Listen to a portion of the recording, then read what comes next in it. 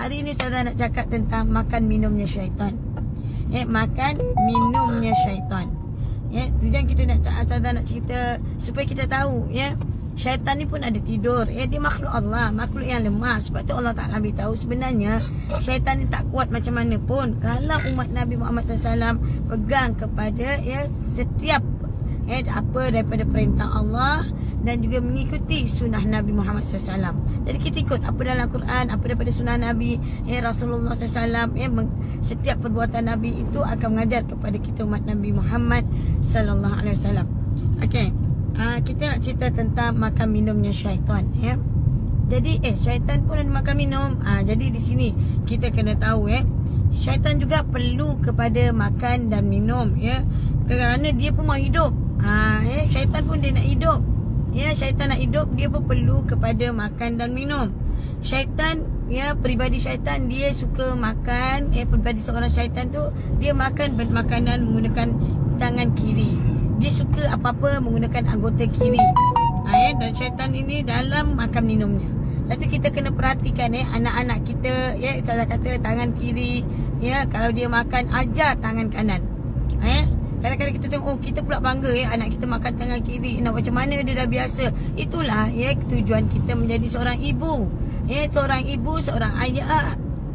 Sebelum sementara dia nak membesar, kita lah mendidik anak. Anak menulis tangan kiri. Kalau ayat Quran dia tulis tangan kiri tidak mendapat apa-apa kebaikan.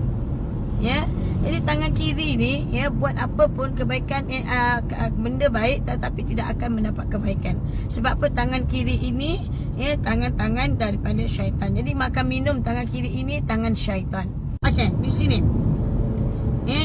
syaitan ni dia tak susah nak mencari makan. Syaitan ni pun lapar ni.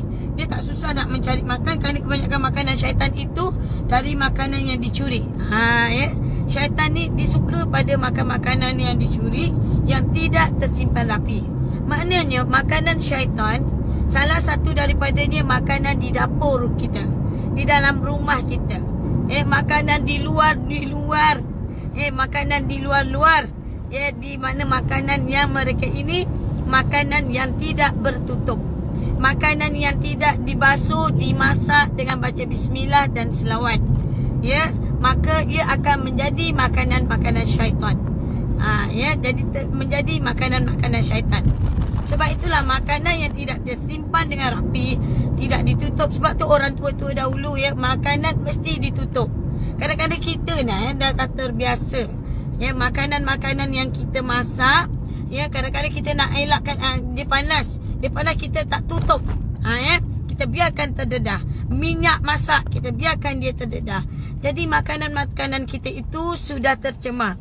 Jadi punca daripada penyakit itu daripada orang Islam tidak meneliti. Kita tak teliti langsung soal makan dan minum kita. Syaitan itu dia akan mencuri makanan yang tidak tersimpan dengan rapi. Maksudnya tidak tersimpan dengan rapi bukan sekadar hanya tutup. Bukan sekadar hanya itu, tetapi mesti ditutup dengan baca bismillah. Mesti ditutup dengan bismillah, dengan nama Allah. Sebab itulah bila ditutupi nama Allah, syaitan tidak boleh buat apa-apa untuk membuka makanan kita. Jadi ini kita orang Islam, wanita-wanita kena jaga ingat.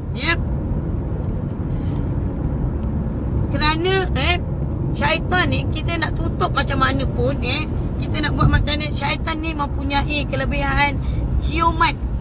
Ciuman dia dia boleh membau sesuatu tu dengan penuh tajam.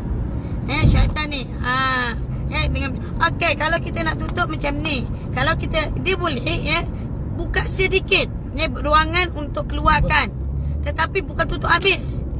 Tutup ruangan sedikit dan tutup dengan nama bismillah. Tutup dengan bismillah. Lagipun daripada segi kesihatan kan, kalau kita tengok cicak, lipas, kita kalau berak, cicak tu salah satu senjata syaitan. Kalau dia dengki, dia akan apa? Berakkan. Sihir, sihir pun boleh berlaku dengan mengirim sesuatu binatang masuk dalam makanan kita. Sebab itulah Islam ni amat teliti benda-benda macam ni. Sebab biasa sihir atau apa-apa dia akan masuk melalui dengan makanan kita. Sebab tu kita boleh tutup, tetapi adakan ruangan sedikit. Adakan ruangan sedikit untuk keluarkan uap makanan kita yang kita nak sejukkan sikit tu. Jadi sebab itulah kita kena ingat sebab itulah kenapa kita cerit-berit itulah dia puncanya kita telah memakan dan bersyukur dengan pertolongan Allah. Allah Ta'ala keluarkan makanan itu tidak menjadi darah daging dan tidak memudaratkan kita. Jadi kita lebih pada sikap berhati-hati Jadi di sinilah kita kena faham sebab tu kenapa benda ni bagi saja benda yang besar. Sebab apa? Syaitan ni sebab kita nak tahu makanan ini akan menjadi roh kita. Baik apa yang kita makan, baiklah semuanya. Jadi di sini juga Ustazah kerana penciuman syaitan sangat tajam dia tahu di mana ada makanan atau menumpang makanan manusia. Syaitan dia suka pergi kepada makanan manusia. Syaitan akan pergi kepada makanan-makanan manusia. Jadi manusia ni kena ingat, setiap masakan kita pastikan bukan sahaja halal, pastikan masakan kita guna kaedah-kaedah. Sebab itulah tujuan barat nak bagi moden menyebabkan isteri-isteri di rumah, mak-mak kita doktor kita ni, mak-mak kita yang masak di dapur ni menjadi mudah sakit. Sebab apa? Teknologi inilah yang menyebabkan ramai orang-orang, teknologi dalam dapur ni menyebabkan ramai orang bila doktor yang masak di dapur tu sakit lah, anak-anak pun jadi sakit, suami pun jadi sakit. Jadi manusia yang mukmin manusia yang mukmin yang makan seperti binatang. Mana seorang yang Islam makan seperti binatang. Binatang makan tak ada baca bismillah. Membezakan manusia dengan binatang. Manusia makan mesti dengan nama Allah. Seorang Islam akan baca dengan Allah. Sebab tu Allah Ta'ala ajak kita makan doa makan Bismillahirrahmanirrahim. Allahumma barik lana fima razaqtana wa qina azabannar. Ya Allah, berkatilah rezeki yang kau beri pada kami dan jauhilah kami daripada azab api neraka. Apa kaitan kita makan dengan doa jauhi kami daripada azab api neraka Allah? Apa kaitan makanan itu dengan azab api neraka Allah Ta'ala? Di sini kita ingatkan ya Allah berkatilah. Maknanya ya Allah berkati rezeki yang kau beri kepada kami ya Allah.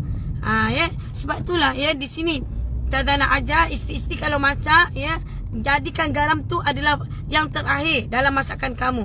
Yang kedua ketiga kita nak mula makan pastikan garam kita ambil dan kita ambil di sini jari kita, baca sikit je. Kita mulakan dengan jujur lidah kita, baca bismillah selawat untuk sebelum kita nak makan. Lepas tu kita pastikan pula baca doa. Kata doa ni sebab Allah Ta'ala tahu manusia ni mudah lupa. Sebab tu kita tengah makan-makan. Sebab manusia bila nampak makanan sedap je dilupa. Jadi kita sebab itulah diajar pula baca bismillah awaluhu wa akhiruhu. Dengan nama Allah aku mulakan dan aku akhiri. Tengah makan sedap-sedap, dah tinggal sikit ni, syaitan dah mula-mula makan bersama-sama kita. Syaitan pun dah bila kita makan tak baca bismillah, syaitan yang akan makan bersama dengan kita. Kita pun dengan main handphone. Tiba-tiba datang isteri, datang mak kita, makan baca bismillah tak ni? Senyum aja. Jangan senyum. Kena kita buat apa? Baca bismillah awaluhu wa akhiruhu. Bila kita baca dengan nama Allah, aku bermula dan aku berakhir, maka syaitan tu tadi dia muntahkan balik. Jadi syaitan itu pun tak sempat dia nak kenyang. Syaitan tu akan muntah balik makanan ni. Sebab apa? Bila kita ni membaca bismillah awaluhu wa akhiruhu. Lepas tu kita kena faham doa-doa yang Nabi ajar ni ialah doa yang cantik akak falkan akan masuk garam dulu. Jangan bagi syaitan ni kata garam ni dia bagus sangat untuk tubuh badan kita. Garam berlebihan pun boleh memudaratkan kita. Dia boleh merepotkan tulang kita. Garam berlebihan pun tidak baik untuk kita. Sebab tu Nabi ajar syarat sedikit. Sedikit itulah memberi keberkatan. Sedikit itulah memberi kebaikan pada kita. Sebab itulah ramai pesakit sunnah dulu makan satu pinggan dan makan sikit. Makin lama dia akan rasa makan sikit tapi dia kenyang. Sebelum ni kenapa makan banyak tapi tak kenyang-kenyang? Sebab syaitan makan bersamanya, syaitan menumpah makanan dia. Sebab itulah Ustazah nak ajar kita makan sedikit, ikut sunnah Nabi. Jadi sunnah ni tak boleh berlebihan. Apa-apa sekalipun. Setiap perkara berlebihan dia akan memudaratkan. Okey, sekian daripada sampai sini saja. Nanti kita sambung siri kedua. Ya, tajuk dia makan minum syaitan. Dan kita berhati-hati dan tolong kongsi share. Ya, bila Ustazah kongsi dalam YouTube, kongsi share lah pada kawan-kawan. Mudah-mudahan benda ini amatlah bermanfaat. Sekian pada Ustazah. Kita ada siri 2 ke 3 je. Siri 2 3 insya-Allah. Assalamualaikum.